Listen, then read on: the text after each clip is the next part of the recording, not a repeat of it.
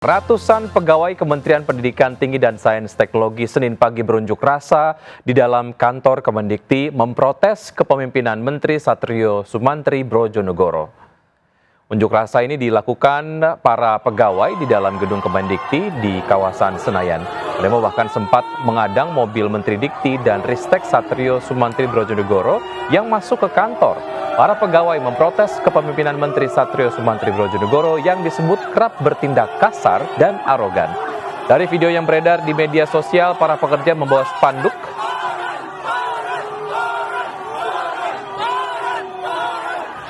dan sampai dengan saat ini belum ada keterangan dan penjelasan lebih lanjut dari aksi ini.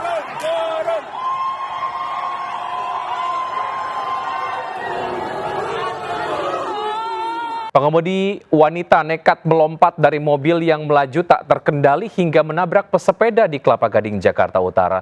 Mobil diduga remblong dan baru berhenti usai menabrak tiang lampu jalan. Sementara di Bogor, mobil terjun menghantam rumah warga hingga menewaskan seorang nenek yang sedang duduk di teras.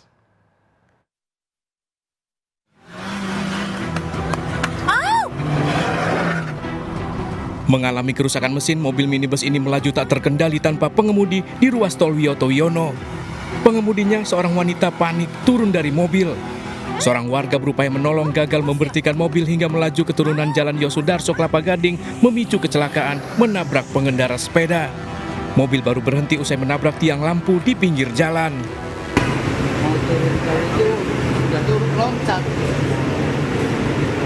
nah itu mungkin kemungkinan mobil maju dengan sendirinya, ngebanting kiri, nabrak pengemudi sepeda. Nyelonong sendiri ya, Pak? Iya, berhentinya nabrak yang listrik. Korban kecelakaan dilarikan ke rumah sakit, sementara mobil dibawa unit laka lantas wilayah Jakarta Utara. Dari Jakarta, Sofyan Firdaus melaporkan.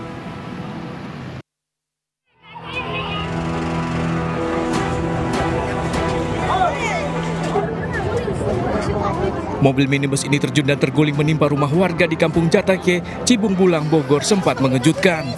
Akibatnya seorang lansia yang tengah duduk di pekarangan rumahnya menjadi korban tewas di lokasi. Insiden berawal saat mobil milik pondok pesantren ini akan keluar, diduga pengemudinya tak menguasai jalan hingga hilang kendali terjun menabrak rumah warga. Kejadian ini sempat menjadi tontonan warga.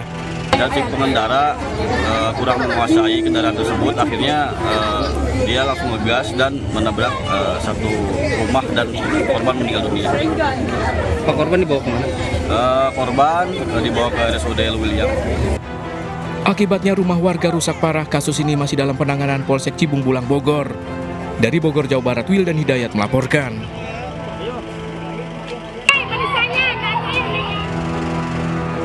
Sebuah video viral mencoreng aparat penegak hukum imigrasi Indonesia. Seorang warga negara Tiongkok mengunggah video ke media sosial menyelipkan uang dalam paspor guna mendapatkan jalur hijau di Bandara Soekarno-Hatta.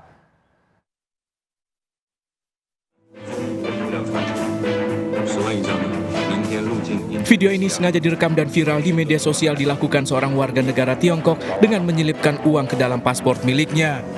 Uang Rp500.000 disebut akan diberikan pada petugas Bandara Soekarno-Hatta guna mendapatkan jalur hijau imigrasi atau tanpa pemeriksaan. Sudah kita cek CCTV-nya, sudah cek orang, tinggal klarifikasi dari orangnya. Kan kita ngecek ke sisi sebelah kita dan kita akan mengecek juga ke sisi sebelah dia. Yang sebelah dia kita belum ketemu. Dirjen Imigrasi Kementerian Imigrasi dan Pemasyarakatan meminta pemilik konten untuk memberikan klarifikasi. Kementerian Imigrasi dan Pemasyarakatan memastikan telah mengetahui identitas dari pelaku yang kini telah dicekal karena diduga memiliki etika tidak baik di Indonesia. Dari Jakarta, Rani Sanjaya melaporkan. Pemirsa, 14 korban yang dilaporkan hilang dalam kebakaran Glodok Plaza Jakarta Barat belum ditemukan seluruhnya. Hingga hari kelima pasca kebakaran, baru ada 8 kantong jenazah yang dievakuasi. Ada Henry Aprila dari lokasi kebakaran Glodok Plaza. Henry, informasi terbaru apa yang kemudian terkait dengan pencarian korban? Dan juga pemirsa, kalau pantauan kami saat ini di Glodok Plaza Jakarta Barat ini tandanya sudah masuk ke hari ke-6 dari insiden terjadinya kebakaran yang terjadi di 15 Januari 2025. Pandangan kami saat ini, tadi kami sempat lihat bahwa di pagi hari pihak dari BPBD bersama dengan Damkar dan juga pihak kepolisian telah melakukan apel pagi untuk melanjutkan proses evakuasi dan juga pencarian korban yang memang tercatat ada 14 korban yang dinyatakan hilang dari insiden ini. Kemudian juga tercatat ada 8 kantung jenazah yang sudah ditemukan. Kalau kami dapat pantau saat ini di belakang kami saat ini memang situasinya masih terlihat beberapa puing-puing yang ada di sekitaran sini. Ini kalau kami lihat juga puing-puingnya cukup membaik dibandingkan di hari kedua sampai dengan di hari keempat. Kalau kami pantau kembali, ini dari pihak keluarga bersama dengan kerabat keluarga korban juga belum berdatangan di pagi hari ini, mengingat karena proses evakuasi sendiri terus berlangsung. Kalau informasi kami terima kemarin di hari Minggu, dari tanggal 19 Januari 2025, PJ Gubernur Teguh Setiabudi telah melakukan peninjauan untuk langsung melihat proses evakuasi yang dilakukan. Kalau proses evakuasi sendiri ini dilakukan selama 7 hari, kemudian nantinya kalau akan terus dilaksanakan ini akan terus berlangsung. Kalau informasi lain yang kami terima dari pihak RS Polri sendiri, Kramat Jati, menyampaikan bahwa ada 13 data DNA yang sudah diterima dari yang sebelumnya memang sudah ada 8 kantong jenazah yang sudah berhasil dievakuasi dan dilakukan identifikasi. Kalau kesulitannya sendiri ini kami dapat terima informasinya bahwa kesulitan yang diterima ini karena mengingat para korban atau 8 kantong jenazah sendiri ini dalam bentuk yang tidak utuh, kemudian juga kulit korban juga terbakar, sehingga ini menjadi satu kesulitan bagi pihak RS Polri untuk melakukan identifikasi. Kami akan terus pantau karena hingga saat ini terus dilakukan proses evakuasi di hari ke-6 ini. Kembali ke Anda Wiki di studio. Terima kasih Henry atas informasi yang Anda sudah sampaikan. Selamat bertugas kembali. Pemirsa, beberapa korban hilang diantaranya merupakan pramugari yang saat kebakaran sedang merayakan hari ulang tahun teman mereka di tempat hiburan di Glodok Plaza. Satu korban hilang lainnya merupakan kasir diskotik dan sejumlah keluarga masih menanti kepastian nasib korban.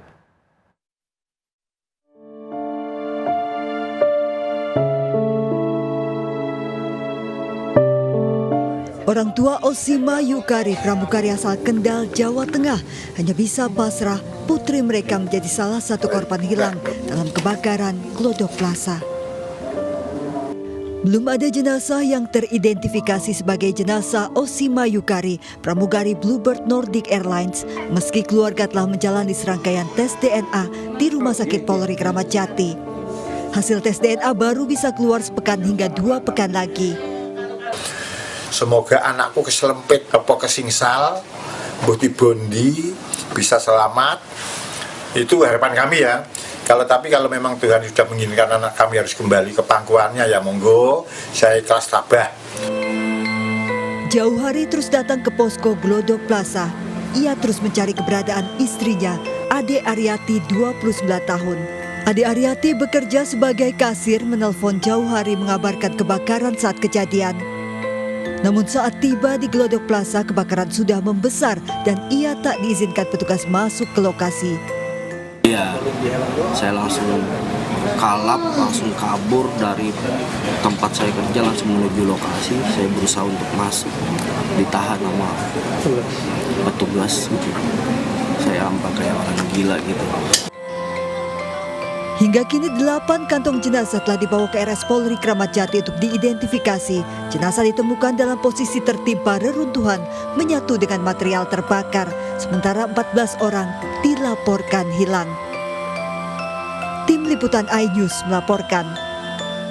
Pemirsa, banjir bandang menerjang 5 kecamatan di Cirebon, Jawa Barat, merendam ribuan rumah warga dan menghanyutkan sejumlah kendaraan. Bencana longsor menghancurkan sejumlah rumah di Kabupaten Kuningan hingga rata dengan tanah.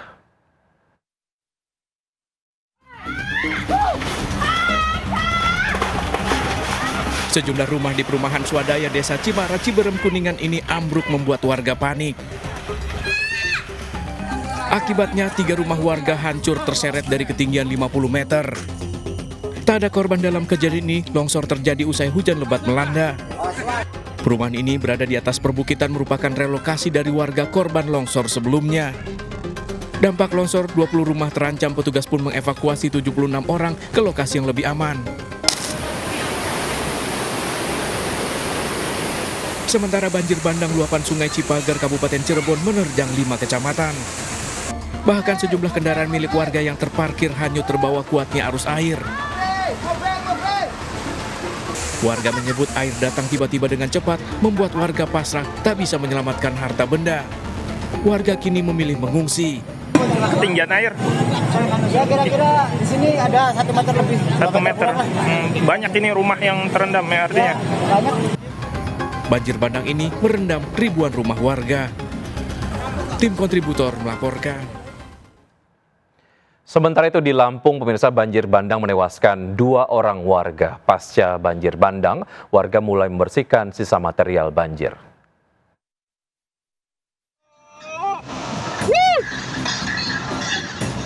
Banjir berarus deras datang setelah hujan mengguyur kota Bandar Lampung sejak siang hingga malam hari. Banjir bandang menerjang sejumlah wilayah di kota Bandar Lampung, mengakibatkan permukiman dan jalan terendam, serta sejumlah daerah terkepung banjir setinggi 2 meter. Banjir meluap bahkan menghanyutkan kendaraan. Seorang warga tewas terbawa arus, sementara seorang warga lainnya tewas tersengat listrik saat menyelamatkan barang dari banjir. Petugas gabungan diterjunkan untuk evakuasi korban. Ada beberapa memang ada korban yang kena musibah lah ya. Iya. Tapi kalau yang terendam dan segala macam kita udah evakuasi. Banjir bandang telah surut namun menyisakan lumpur tebal. Pasca banjir, Pemkot Bandar Lampung telah memberikan bantuan kepada warga terdampak. Dari Bandar Lampung, tim kontributor iNews melaporkan. Sebanyak 233 ijazah alumni Stikom Bandung dibatalkan usai temuan sederet maladministrasi oleh Kemendikti. Akibat carut-marut tata kelola kampus, ratusan mahasiswa kini jadi korban.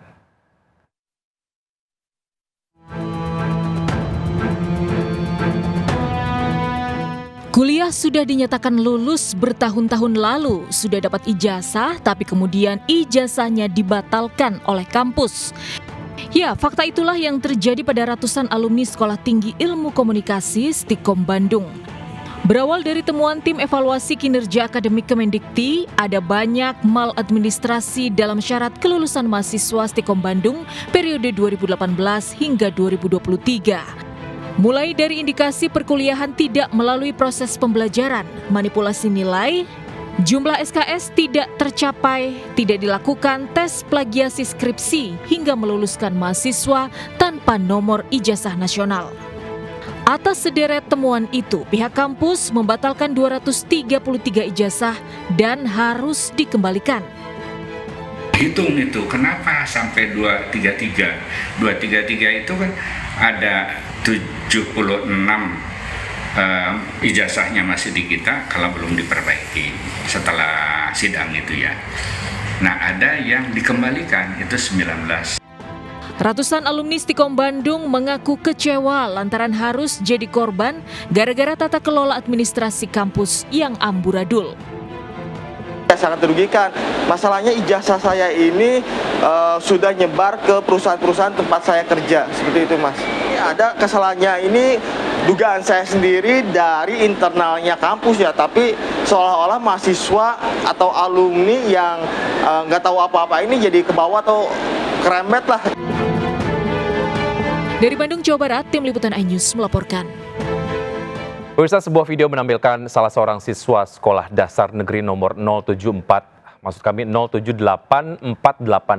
Luna Ai Hiligoo Hilimbarozu, Kecamatan Idano Gawo, Kabupaten Nias, menyebut tidak ada guru yang mengajar sudah 1 bulan, viral di media sosial.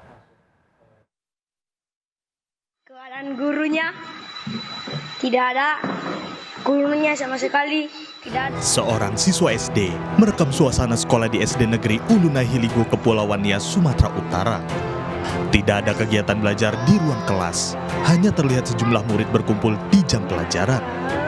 Siswa juga merekam ruang guru kosong, tak ada guru, hanya terisi meja dan kursi saja. Kondisi sekolah tanpa guru diklaim siswa terjadi selama sebulan terakhir. Saat diklarifikasi, Kepala Sekolah Warnami Lafau membantah guru tidak hadir selama 1 bulan. Ketika video direkam 14 Januari, seorang guru sempat datang ke sekolah. Namun video direkam siswa terlanjur menyebar di media sosial. Guru kesulitan mengajar di SD Negeri Ulunai Hiligo di Desa Lawohilim Baruzo karena masuk daerah terisolir. Sekolah terletak di wilayah desa, belum dialiri listrik tanpa infrastruktur jalan dan jembatan. Setiap hari para guru harus menelusuri hutan dan sungai dengan 3 jam perjalanan. Belakangan ini, banyak guru absen ke sekolah karena terhalang banjir. Harapkan adalah perhatian pemerintah daerah maupun perhatian pemerintah pusat untuk memperhatikan sekolah kami, karena kenapa? Situasi geografis yang sangat-sangat tidak mendukung, sehingga proses KBM agak terkendala. Nah, apalagi kalau banjir, ya otomatis guru-guru yang agak jauh yang nggak bisa tembus ke sekolah. SD Negeri Ulunai Hiligo memiliki 3 guru berstatus ASN dan 2 guru P3K. Ketersediaan guru tak sebanding karena jumlah murid belajar di 5 ruang kelas mencapai 62 orang. Dari Kepulauan Nias, Sumatera Utara, Iman Jaya Lase melaporkan. Sebanyak 600 personil TNI dikerahkan untuk membongkar pagar laut sepanjang 30 km di perairan Tangerang. Pembongkaran dimulai Sabtu lalu namun terkendala banyak hal. Ada Jen Cahyani di perairan Tangerang, Banten. Jen, silakan dengan laporan Anda.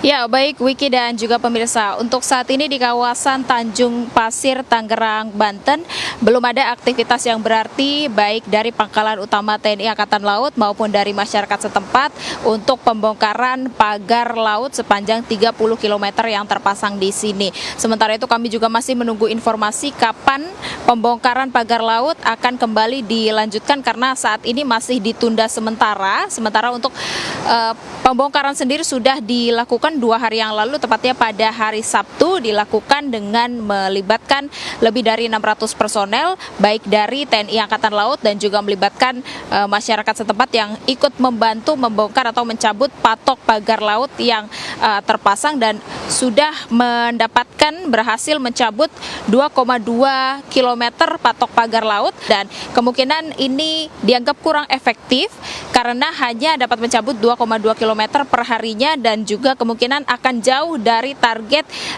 selama 10 hari pembongkaran begitu. Dan juga pada hari kemarin dari Kementerian KKP menyampaikan atau memberi pernyataan bahwa sebaiknya patok pagar laut yang terpasang sepanjang 30 km ini sebaiknya tidak dicabut atau dibongkar terlebih dahulu karena dapat dijadikan barang bukti untuk keperluan penyelidikan, karena hingga saat ini kami belum mengetahui atau juga belum ada yang memberikan pernyataan siapa sebenarnya yang memasang patok pagar laut sepanjang 30 km di sini sehingga menyulitkan para nelayan atau masyarakat setempat untuk berlayar dan mencari ikan karena mereka harus mencari rute yang lebih panjang dan juga menghabiskan bahan bakar yang mereka gunakan. Sementara itu, Wiki. Baik, Jen, terima kasih atas informasi yang Anda sudah sampaikan. Selamat bertugas kembali. Bursa Eksekutif Chairman MNC Group Haritanu Sudibyo kembali bertemu dengan Presiden terpilih Amerika Serikat Donald Trump di sela-sela persiapan sebelum pelantikannya kembali sebagai Presiden Amerika Serikat. HT turut didampingi Eksekutif Chairwoman MNC Group Liliana Tanu Sudibyo serta CEO iNews Media Group Angela Tanu Sudibyo. Eksekutif Chairman MNC Group Haritanu Sudibyo bertemu dengan Presiden terpilih ke-47 Amerika Serikat Donald Trump secara pribadi di Florida, Amerika Serikat. Pertemuan tersebut menjelang pelantikan Donald Trump pada hari Senin 20 Januari. Di sela-sela pertemuan dengan Donald Trump, sebelumnya Haritanu Sudibyo dan Liliana Tanu Sudibyo bertemu dengan orang terkaya di India, Mukesh Ambani dan Nita Ambani. Pelantikan Trump diperkirakan akan dihadiri oleh beberapa miliarder dunia dan politisi paling berpengaruh di Amerika, serta para pemimpin asing dan selebriti. Saat menghadiri jamuan makan malam Trump di Washington DC, Haritanu Sudibyo juga membagikan momen bertemu dengan CEO SoftBank, Masayoshi Son. Diketahui Son telah lama menjalin hubungan kuat dengan Trump sejak terakhir kali dia menjadi presiden pada 2016. Begitu juga dengan Haritanu Sudibyo. Pergub Jakarta mengizinkan ASN pria berpoligami. Memiliki istri lebih dari satu menuai pro dan kontra dari masyarakat. Komnas Perempuan angkat bicara, poligami berpotensi meningkatkan angka perceraian karena kerap memicu kasus KDRT.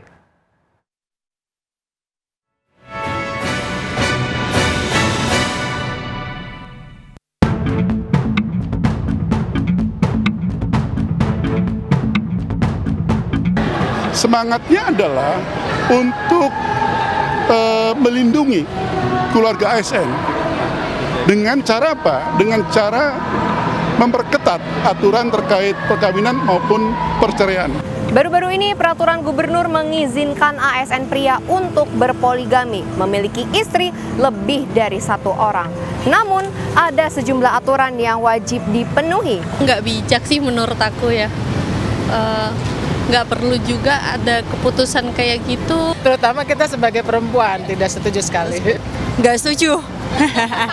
Ngapain ya negara ngurusin pribadi orang gitu sih. ASN diperbolehkan berpoligami dan memiliki istri lebih dari 1 orang. Namun tentu saja ada sejumlah peraturan yang wajib dipenuhi. Pasal 5 ayat 1 memuat beberapa persyaratan. Istri tidak dapat menjalankan kewajibannya, istri menderita cacat tubuh atau penyakit yang tidak bisa disembuhkan, istri tidak melahirkan keturunan lebih dari 10 tahun pernikahan, mendapatkan persetujuan tertulis dari istri atau para istri, memiliki penghasilan yang cukup untuk menafkahi istri dan anak, sanggup berlaku adil kepada istri dan anak, tidak mengganggu tugas kedinasan, mendapatkan putusan pengadilan untuk memberikan izin poligami, larangan pemberian izin.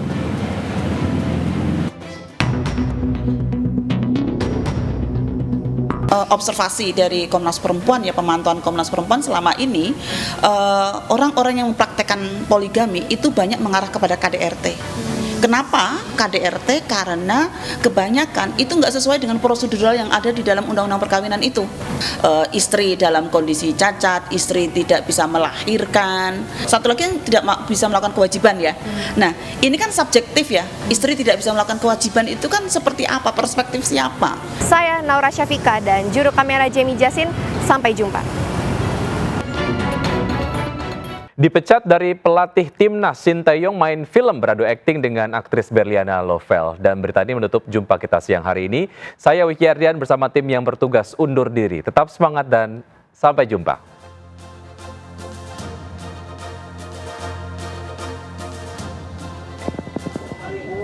Luar biasa. Oke. Halo.